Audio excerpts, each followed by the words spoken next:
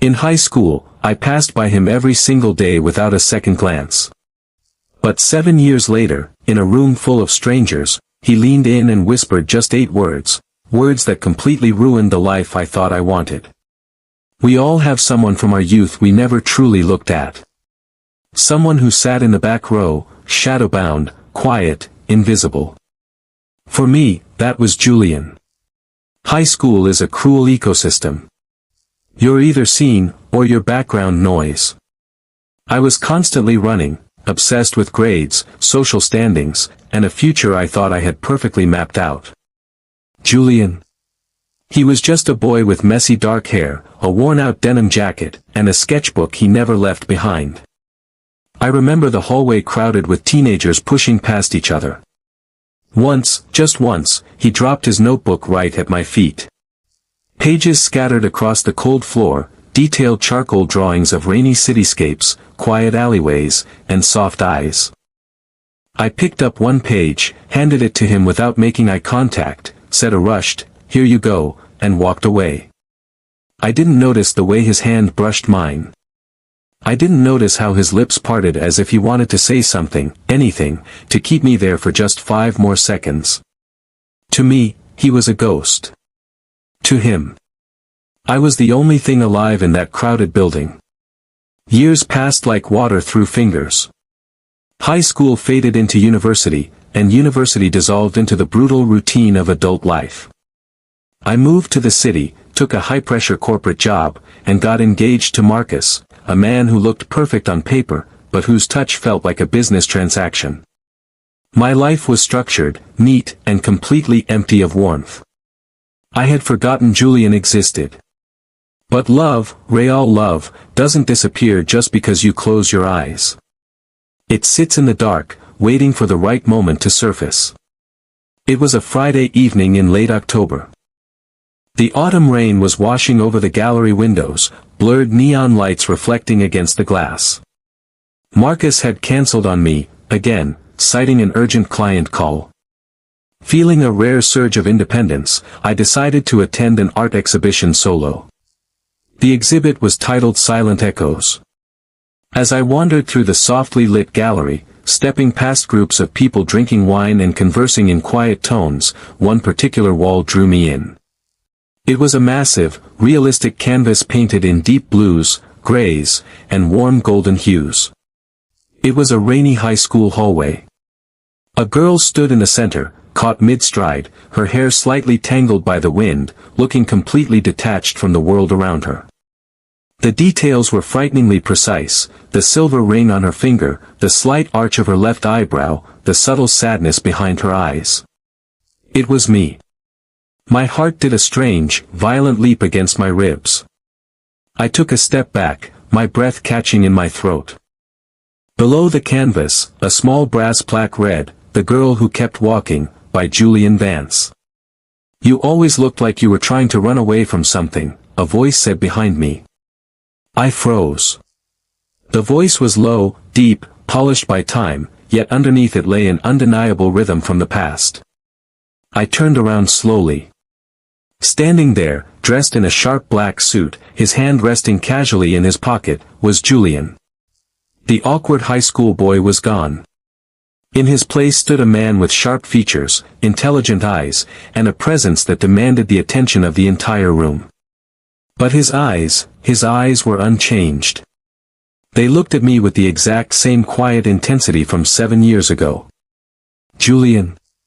My voice was barely a breath. He smiled, a soft, hesitant curve of his lips. "Hello, Clara. It's been a while." We ended up at a small, dimly lit cafe around the corner. The rain tapped rhythmically against the windowpane as we sat across from each other.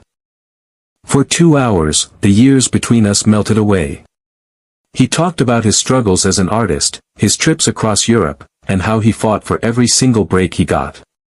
I talked about my monotonous life, my engagement, and the quiet dread I felt every time I thought about my upcoming wedding. For the first time in years, someone was actually listening to me. He didn't interrupt. He didn't look at his phone. He sat there, absorbing every word I said as if it were precious. Why didn't you ever speak to me back then? I asked, looking down at my coffee cup. You drew me, for years. And I never even knew your name until senior year. Julian reached out, his long fingers stopping just inches short of mine on the wooden table, respecting my boundaries, respecting the diamond ring sitting heavily on my left hand. Because you were brilliant, Clara, he said quietly. And you were focused. I was just a kid with broken shoes and a broken home. I knew if I tried to pull you into my world back then, I'd only drag you down. So, I decided I would build something worthy of you first. And now? I whispered, my heart beating frantically. And now, Julian sighed, looking deep into my eyes, you're wearing someone else's ring. The silence that followed was suffocating. It held all the confessions we hadn't made, all the years we had lost, and the painful reality of timing. When it was time to leave, he walked me out to the street corner where my cab was waiting. The rain had softened into a gentle mist. Marcus had sent me 3 text messages, don't forget to order the catering samples for tomorrow. No, are you safe? No, did you have a good night? Just logistics. I stood under my umbrella, staring at Julian. I realized then that I was standing at a crossroads. One path led back to a safe, comfortable, loveless life. The other was an unpredictable plunge into the unknown with a man who had loved me in silence for almost a decade. Good night, Julian, I said, my voice trembling slightly. Thank you for the painting. He stepped closer, stepping inside the small dome of my umbrella. The scent of rain, cedarwood, and clean linen wrapped around me. My breathing hitched. He didn't grab my hand. He didn't try to pull me into a Hollywood kiss. Instead, he leaned down slowly, his face resting inches from my ear. His warm breath brushed against my cold skin, sending a violent shiver down my spine. Then, he whispered it. Those 8 words that shattered every wall I had built around my heart. I'll wait another 7 years if I have to. He pulled back, looked into my eyes one last time, turned around, and walked into the rain without looking back. I stood there on the curb, frozen. The cab driver honked his horn, but I couldn't move. My hand flew to my chest, where my heart was pounding so hard it felt painful. He hadn't demanded anything from me. He hadn't asked me to leave Marcus. He had simply given me his truth, whispered quietly into the night, leaving the choice entirely in my hands. I got into the cab. I pulled off my engagement ring and slid it into my coat pocket. People think love is about massive grand gestures, public declarations, and fireworks. But it isn't. Sometimes, real love is quiet. It's a boy dropping his sketchbook in a busy hallway. It's a man holding a frame in his heart for 7 years without asking for anything in return. The next morning, Marcus found the ring sitting on the kitchen counter alongside a short note.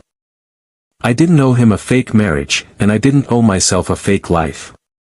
3 days later, I walked back to that art gallery. The painting of the high school hallway was still there, but under the brass plaque, someone had added a small red dot. It had been sold. I turned around, and there he was, standing near the entrance, holding 2 warm cups of coffee, waiting for me with that same patient smile. I didn't keep walking this time. I walked straight toward him. The boy I ignored in high school had whispered a love I couldn't forget, and it became the only voice I ever wanted to hear for the rest of my life.